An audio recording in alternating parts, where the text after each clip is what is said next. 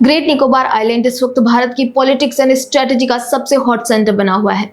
हाल ही में कांग्रेस नेता राहुल गांधी ने निकोबार आइलैंड का दौरा किया और सरकार के एम्बिशियस प्रोजेक्ट का कड़ा विरोध किया है। राहुल गांधी इसका विरोध करेंगे, ये कोई नई चीज नहीं है। वे अक्सर ही सिक्योरिटी प्रोजेक्ट्स का विरोध करते आए हैं। ग्रेट निकोबार प्रोजेक्ट के खिलाफ भले ही राहुल गांधी खड़े हैं, पर देश के अनुभवी सेना अधिकारियों का ऐसा नहीं मानना। वेटरन आर्मी ऑफिसर्स तो कह रहे हैं कि यह प्रोजेक्ट नेशनल सिक्योरिटी के लिए जरूरी है और सबसे पहले समझते हैं कि ये है क्या। देखिए, भारत सरकार ग्रेट निकोबार में 81,000 करोड़ रुपए से लेकर 92,000 करोड़ रुपए का एक मेगा प्रोजेक्ट ला रही है, जो है great Nicobar holistic development project. इसमें एक इंटरनेशनल कंटेनर ट्रांसशिपमेंट टर्मिनल, एक ग्रीनफील्ड एयरपोर्ट, एक टाउनशिप और एक पावर प्लांट शामिल है। राहुल गांधी ने इसे विकास की भाषा में छिपी तबाही कहा है। उनका कहना है कि इस प्रोजेक्ट के लिए लगभग 9 लाख से ज्यादा पेड़ काटे जाएंगे और 160 वर्ग किलोमीटर का रेन फॉरेस्ट नष्ट हो जाएगा। उन्होंने कहा कि यहाँ रहने वाले निकोबारी और शोम्पेन समुदाय के लोगों से उनकी जमीन और पहचान छीनी जा रही है। उन्होंने इसे प्राकृतिक और जनजातीय विरासत के खिलाफ देश का सबसे बड़ा अपराध और घोटाला करार दिया है। ये राजनीतिक विरोध पर्यावरण की चिंता नहीं, बल्कि कोई छिपा एजेंडा लग रहा है, जिस पर हम अभी बात नहीं करेंगे। पर जहां तक राजनीतिक विरोध की बात है, तो ऐसा है कि भारतीय सेना की पूर्व दिग्गज अधिकारियों ने इसे भारत की सुरक्षा के लिए ब्रह्मास्त्र बताया है।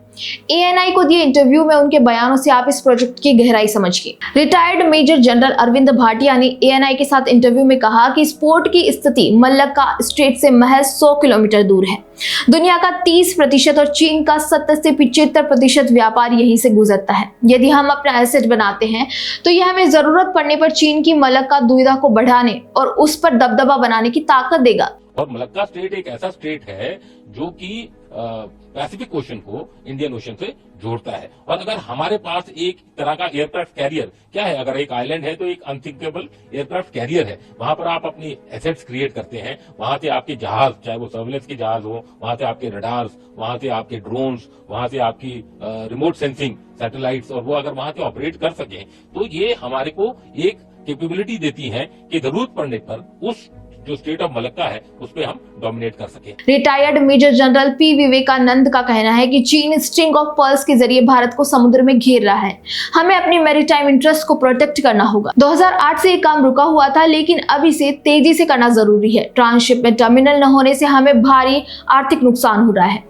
China over a period of time has been trying to restrict India's movement, maritime movement, by developing ports around our country. It's called string of pearls. And as a nation which is relevant, which has its own self-respect, which has its own capability, has to defend its interest, maritime interest. Because we have to guard about 2.01 square kilometers of economic zones. वहीं retired air vice marshal PK Srivastava ने कहा कि great Nicobar के develop होने से हमारी commercial activity and military dominance बढ़ेगी। इस प्रोजेक्ट के माध्यम से हम पूरे क्षेत्र में मॉनिटरिंग रखने में सक्षम होंगे। देखिए, सबसे पहला तो मैं ये बोलूंगा, ये प्रोजेक्ट एक इंडिया के लिए बहुत ही इंपॉर्टेंट प्रोजेक्ट है और बहुत अच्छा प्रोजेक्ट है। यदि भारत को अपनी डोमिनेंस बढ़ाना है उस एरिया में, तो इस प्रोजेक्ट के अलावा और कोई तरीका नहीं हो सकता। अब हम बात करें, हमने देखा है अभी हमारी जो ईरान और अमेरिका और इजराइल की जो वॉर हुई है, उसमें वेपन तो सभी टाइप के यूज हुए, मिसाइल भी यूज हुई, ड्रोन भी यूज हुए, फाइटर जहाज भी यूज हुए, लेकिन एक ऐसा वेपन यूज हुआ और वो वेपन है स्ट्रेट ऑफ हॉर्मुज़।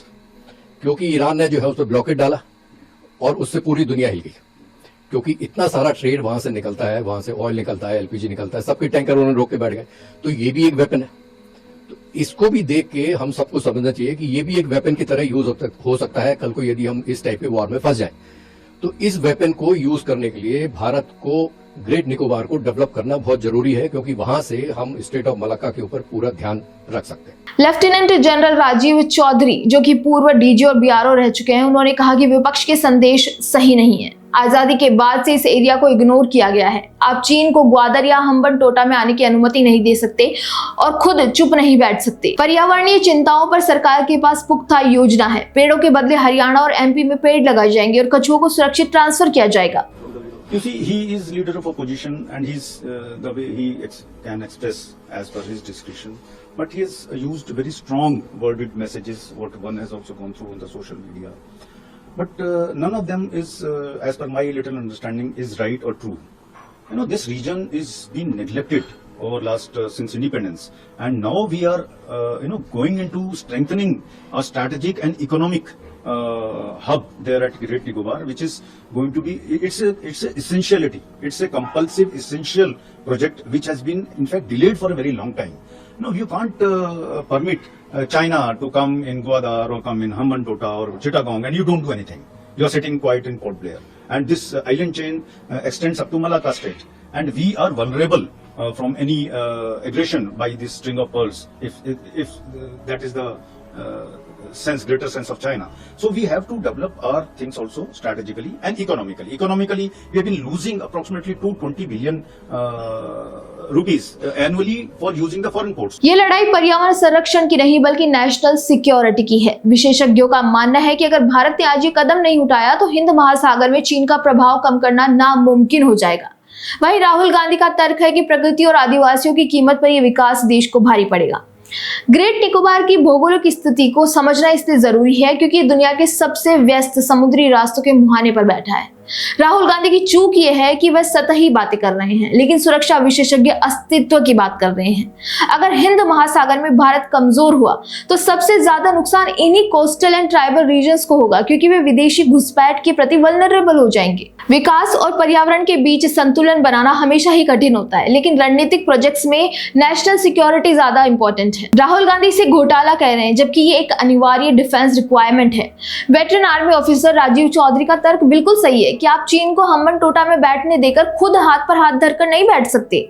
चीन को रोकने के लिए एसेट बनाने ही होंगे। दोस्तों, आप खुद कल्पना कीजिए कि आपके घर के चारों तरफ दुश्मन ने चौकियां बना ली है और जब आप अपनी सुरक्षा के लिए एक दीवार खड़ी करना चाहते हैं तो कोई कहे कि दीवार मत बनाओ क्योंकि वहां पर कुछ घास उगी हुई है। विशेषज्ञों के बयान से ये स्पष्ट है कि ग्रेट निकोबार प्रोजेक्ट सिर्फ ईंट और पत्थर का ढांचा नहीं, बल्कि यह हिंद महासागर के विशाल नक्शे पर भारत द्वारा खींची गई एक लक्ष्मण रेखा है। देखिए, राहुल गांधी की चिंताएं नेशनल सिक्योरिटी के खिलाफ क्यों है ये तो पता नहीं, लेकिन राष्ट्र की सुरक्षा और जियोपॉलिटिक्स के मंच पर भारत के पास इस प्रोजेक्ट को पूरा करने के अलावा और कोई ऑप्शन नहीं है। अगर भारत ने आज अपनी उपस्थिति दर्ज नहीं कराई तो इतिहास हमें एक ऐसे राष्ट्र के रूप में याद रखेगा जिसने पेड़ों को बचाने के चक्कर में पूरी जमीन ही खो दी। आपका इस बारे में क्या कहना है, हमें कमेंट करके जरूर बताइए। वीडियो पसंद आए तो लाइक, शेयर एंड सब्सक्राइब करना ना भूलें।